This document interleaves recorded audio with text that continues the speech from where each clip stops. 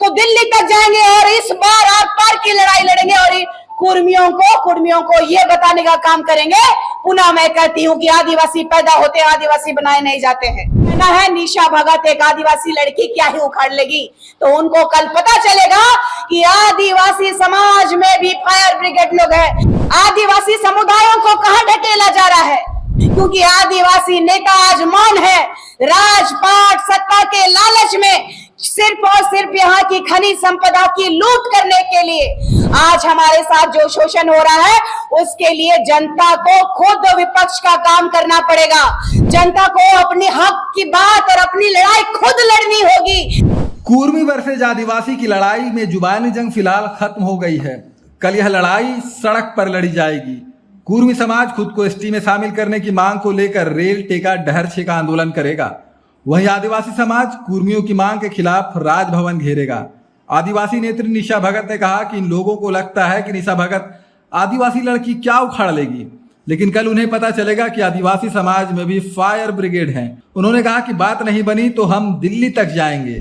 इन लोगों का कहना है निशा भगत एक आदिवासी लड़की क्या ही उखाड़ लेगी, तो उनको कल पता चलेगा कि आदिवासी समाज में भी फायर ब्रिगेड लोग हैं। इनको पता चलेगा कि आदिवासी भारत के प्रथम नागरिकों ने भगवान को भी जब बनाना भगवान इस भारत देश में, तो उससे भी पहले आपको बताना चाहती हूँ कि भगवान राम जी भी गए थे वनवास, तो आदिवासी महिला से मिले और आदिवासी समुदाय के लोगों ने भगवान राम जी का सेवा सत्कार किया था।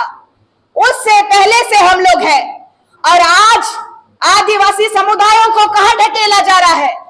आज हमारे देश की प्रथम नागरिक संवैधानिक तरीके से रूढ़िवादी परंपरा को मानने वाली एक बेटी महामहिम जो यहाँ राज्यपाल रही, वो राष्ट्रपति है द्रौपदी मुर्मू जी। आज हम लोग यहाँ से बात नहीं बनेगा तो दिल्ली तक जाएंगे और इस बार आर पार की लड़ाई लड़ेंगे और कुर्मियों को ये बताने का काम करेंगे। पुनः मैं कहती हूँ कि आदिवासी पैदा होते आदिवासी बनाए नहीं जाते हैं। 11 बजे से है और सभी झारखंड के हमारे तमाम आदिवासी जनजाति के लोगों को और मूलवासियों को मैं आह्वान करना चाहती हूँ। आपकी बेटी ये कहती है कि इस बार आप नहीं जागेंगे तो आने वाला पीढ़ी में ना आप मुंह दिखा पाइएगा, ना ही हमारे समाज में आप ये कह पाइएगा कि आदिवासी है, क्योंकि आदिवासी नेता आज मौन है। राजपाट सत्ता के लालच में सिर्फ और सिर्फ यहाँ की खनिज संपदा की लूट करने के लिए आज हमारे साथ जो शोषण हो रहा है, उसके लिए जनता को खुद विपक्ष का काम करना पड़ेगा।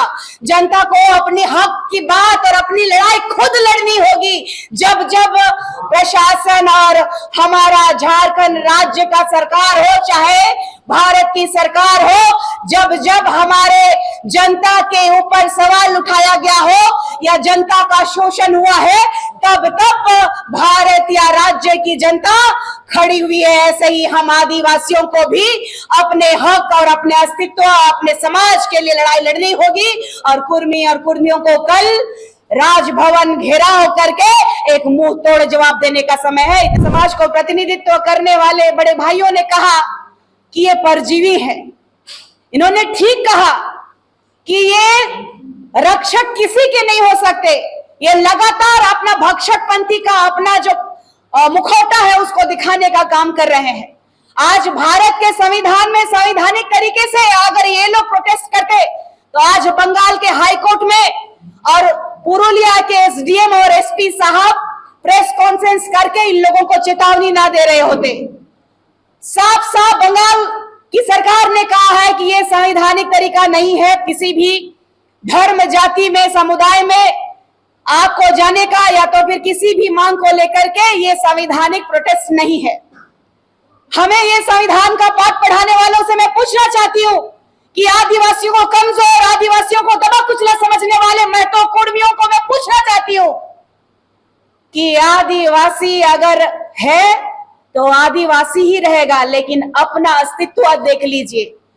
आप ओबीसी है, ओबीसी कैटेगरी में भी BC1 और BC2 आता है। BC1 में एक्सट्रीम बैकवर्ड क्लास के लोग आते हैं, उसमें सबसे बड़ा जात में कुर्मी कुर्मी आते हैं।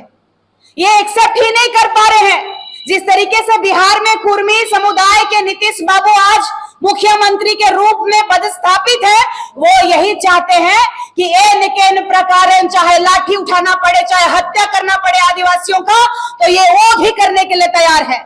आज जागना होगा हम आदिवासी भाइयों को, यहाँ के मूलवासियों को, क्योंकि ये आदिवासी और मूलवासियों के बीच फ्रिक्शन पैदा करके, लड़के काट के मार करके ये अनुसूचित जनजाति में ये शामिल होना चाहते हैं। जब एसटी भाइयों को, ये बहनों को, चाहे गांव में लोग हमारे समुदाय के लोगों को छुआछूत बोल करके दरकिनार कर देने वाले लोग, आज हमारे भाई भाई कैसे हो गए? हमारे खेत में आप काम किए, आप हमारा खेत में हल जोते, आपने फसल बोया, फसल काट के आप ले गए, लेकिन हम खेत तो नहीं ना दे देंगे।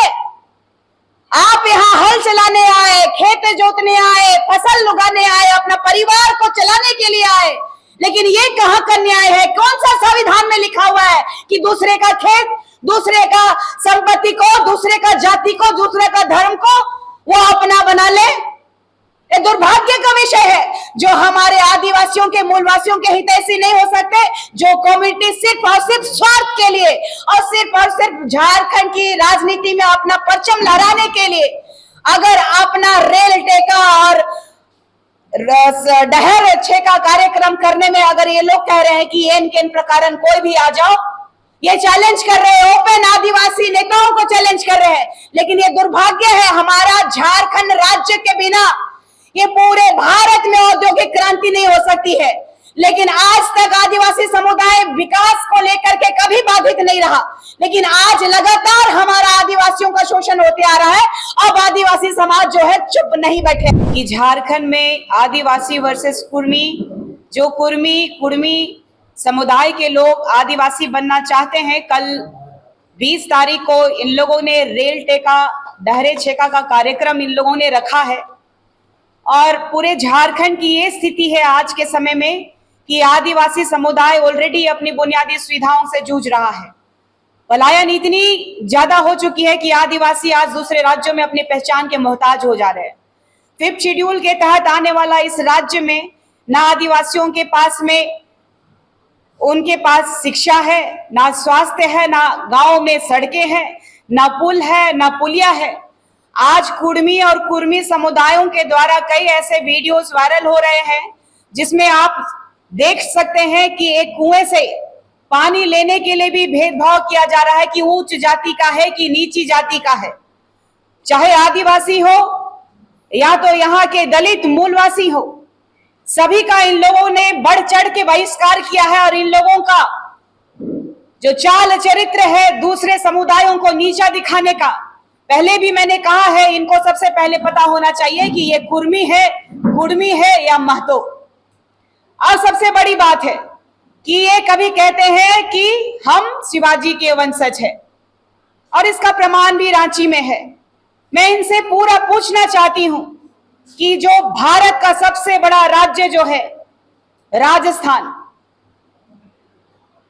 तो इस राजस्थान में जब हल्दी घाटी में, जब अंग्रेजों के समय नहीं, मुगलों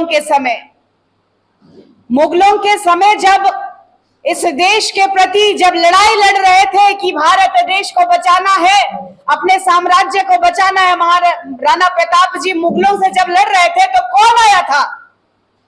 आदिवासी समाज था। इस भारत के प्रथम नागरिक के रूप में जाने वाले, आदि काल से जाने जाने वाले भील समुदाय के आदिवासी थे। और आदिवासी एक पहचान का मोहताज नहीं है। मैंने कहा है, आदिवासी पैदा होते हैं, बनना नहीं पड़ता है। और इन लोगों का जो रवैया है आदिवासियों के प्रति, या तो फिर आप देख लीजिए मूलवासी जो दलित वर्ग के हैं, आज ही नहीं, जब अंग्रेज थे उस समय भी हमारी महिलाएं और दलित महिलाएं जो है ब्लाउज पहनने के लिए टैक्स देती थी। और आज भी हमारा जो झारखंड राज्य है इस तरीके से दरिद्रता में है कि आज 28 विधायक जो आदिवासी है आरक्षित सीटों पे, और आज इस झारखंड राज्य के माननीय मुख्यमंत्री आदरणीय बड़े भाई हेमंत सोरेन जी भी एक आदिवासी बेटा है। दुर्भाग्य है कि आज केंद्र में बैठी हुई सरकार जिसकी जिम्मेदारी है कि इस राज्य में 5th शेड्यूल के तहत आने वाला राज्य में CNTSPT एक्ट को प्रखरता से लागू किया जाना चाहिए। सबसे बड़ी बात एक चीज है कि इस राज्य में आदिवासियों के हित के लिए जब पेशा अधिनियम 1996 लागू करने के लिए जब आप देखिएगा हाई कोर्ट जब बाध्य कर रहा है, उसके बावजूद हमारा झारखंड राज्य में हमारी सुनवाई नहीं हो रही है। हमारे बच्चों के लिए, जो पढ़ने लिखने वाले बच्चे हैं, उनके लिए एक भाषा एकेडमी तक नहीं ये लोग बना सकते हैं। हमारे बच्चे जो सरकारी छात्रावास में रहते हैं, किसी तरह से उनके माँ बाप 1-2 रुपया जमा करते हैं और हॉस्टल में जमा करके उनको कहते हैं बेटा अच्छा से पढ़ना ताकि अपने राज्य का, अपने देश का नाम रोशन करना।